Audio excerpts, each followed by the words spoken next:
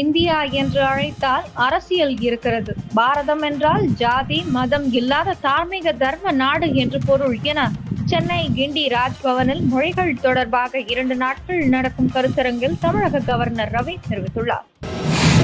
மயிலாடுதுறை, நாகப்பட்டினம் மற்றும் திருவாரூர் ஆகிய மாவட்டங்களில் ஓரிரு இடங்களில் இன்று கனமழை பெய்ய வாய்ப்புள்ளது. தமிழகத்தில் அடுத்த 4 நாட்களுக்கு லேசானது முதல் மிதமான மழை பெய்ய வாய்ப்புள்ளது. சென்னையில் அடுத்த 24 மணி நேரத்துக்கு வானம் ஓரளவு மேகமூட்டத்துடன் காணப்படும். நகரின் ஒரு சில பகுதிகளில் இடி மின்னலுடன் கூடிய லேசானது முதல் மிதமான மழை பெய்ய வாய்ப்புள்ளதாக சென்னை வானிலை ஆய்வு மையம் தெரிவித்துள்ளது.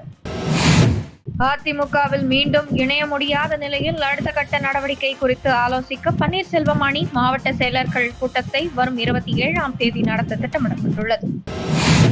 மகாராஷ்டிரா மற்றும் ஜார்க்கண்ட் தேர்தல் பிரச்சாரத்தில் தேர்தல் நடத்தை விதிகளை மீறியதாக இரு கட்சியினரும் பரஸ்பர புகார் அளித்துள்ள நிலையில் ஜே.பி. நட்டா மற்றும் மல்லிகார்ஜுன கார்கேவிடம் தேர்தல் ஆணையம் நேற்று விளக்கம் கோரியுள்ளது. சத்தீஸ்கரில் நடந்த துப்பாக்கி சண்டையில் நக்சலைட்டுகள் 5 பேர் சுட்டுக் கொலை செய்யப்பட்டனர். பாதுகாப்பு படை வீரர்கள் 2 பலத்த காயமுற்றனர். இந்தியாவின் பொருளாதார வளர்ச்சி சிறப்பாக இருக்கிறது எனவும் நடப்பு ஆண்டு உள்நாட்டு உற்பத்தி GDP 7.2% இருக்கும் எனவும் நிதி சேவைகள் நிறுவனம் மூடிஸ் கணித்துள்ளது. நைஜீரியா, பிரேசில் மற்றும் கயானா ஆகிய 3 நாடுகளுக்கு அரசுமுறை பயணமாக பிரதமர் மோடி இன்று புறப்பட்டார்.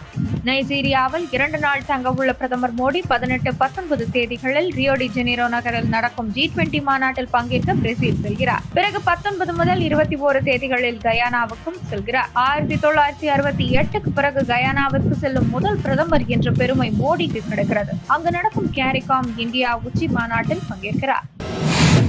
84 கோடி ரூபாய் மதிப்புடைய கொள்ளையடிக்கப்பட்ட 1400க்கும் மேற்பட்ட பழங்கால கலைப்பொருட்களை அமெரிக்கா இந்தியாவிடம் ஒப்படைத்தது. நியூயார்க்கில் உள்ள இந்திய துணை தூதரகத்தில் முறைப்படி இவை திரும்ப ஒப்படைக்கப்பட்டுள்ளன.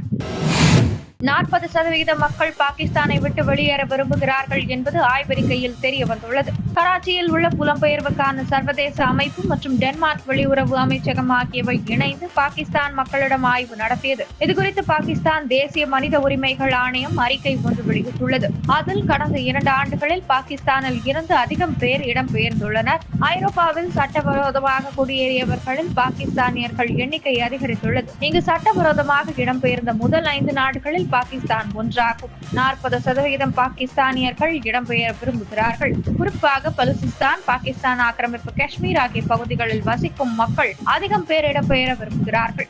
எகிப்து, லிபியா மற்றும் துபாய் வழியே மக்கள் சட்டவிரோதமாக இடம்பெயர்ந்து வருகின்றனர். சமூக பாதுகாப்பு இல்லாதது, வேலையின்மை மற்றும் பொருளாதார வீழ்ச்சி மற்றும் பயங்கரவாதம் ஆகியவை மக்கள் இடம்பெயர விரும்புவதற்கு காரணம். கடுமையான சிரமங்கள் மற்றும் உயிருக்கு ஆபத்து இருந்த போதிலும் சட்டவிரோத இடம்பெயர்வு அதிகரித்து வருகிறது என்று அந்த அறிக்கையில் தெரிவிக்கப்பட்டுள்ளது. 8வது மகளிர் ஆசிய சாம்பியன்ஸ் கோப்பை ஹாக்கி போட்டி பீகாரில் உள்ள ராஜ்கீர் நகரில் நடைபெற்று வருகிறது. இந்த தொடரில் நடப்பு சாம்பியன் இந்தியா, ஜப்பான், தென்கொரியா, சீனா, மலேசியா மற்றும் தாய்லாந்து ஆகிய 6 அணிகள் பங்கேற்கின்றன. ஒவ்வொரு அணியும் மற்ற அணிகளுடன் தலா ஒரு முறை மோத வேண்டும். லீக் சுற்று முடிவில் முதல் 4 இடங்களை பிடிக்கும் அணிகள் அரையிறுதிக்கு தகுதி பெறும். இதில் இந்திய அணி தனது முதல் 3 ஆட்டங்களில் முறையே மலேசியா, தென்கொரியா மற்றும் தாய்லாந்தை வீழ்த்தி ஹாட்ரிக் வெற்றியை பதிவு செய்திருந்தது. இதனை அடுத்து இந்தியா தனது 4வது ஆட்டத்தில் பலம் வாய்ந்த சீன அணியை நேற்று எதிர்கொண்டது. பலம் வாய்ந்த 2 அணிகளும் மோதியதால் ஆட்டம் விறுவிறுப்பாக நடைபெற்றது. இதனால் முதல் பாதியில் 2 அணிகளாலும் கோல் அடிக்க முடியவில்லை. பிற்பாதி ஆட்டத்தில் இந்திய அணி தனது வேகத்தை அதிகரித்து 3 கோல்கள் அடித்தன. ஆனால் சீனாவால் 1 கோல் கூட அடிக்க முடியவில்லை. முடிவில் இந்தியா 3-0 என்ற கணக்கில் சீனாவை வீழ்த்தி தொடர்ந்து 4வது வெற்றியை பதிவு செய்து அசத்தியுள்ளது. இந்தியா தரப்பில் சங்கீதா குமாரி, சலிமா டேட்டே மற்றும் தீபிகா ஆகியோர் தலா 1 கோல் அடித்தனர். இந்த வெற்றியின் மூலம் இந்தியா அரையிறுதியையும் உறுதி செய்துள்ளது.